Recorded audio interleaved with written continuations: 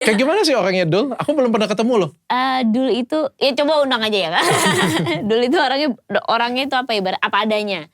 Sederhana, terus dia seniman banget gitu, suka banget sama musik. Jadi ibaratnya kayak apa ya, lebih senang menghabiskan waktu dengan musik lah gitu. Apa yang kamu suka dari Dul? Karena dia seniman, terus kan aku juga alhamdulillah kebetulan juga seniman juga, jadi banyak kesamaan lah gitu. Kalau misalnya dia lagi sibuk sama musiknya itu aku ngerti gitu, karena pekerjaannya juga sama gitu, aku di film.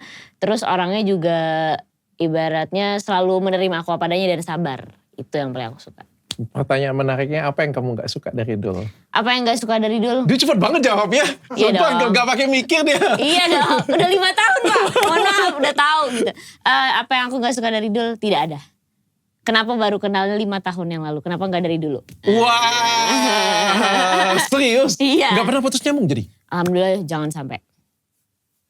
Jadi pacarannya seindah itu?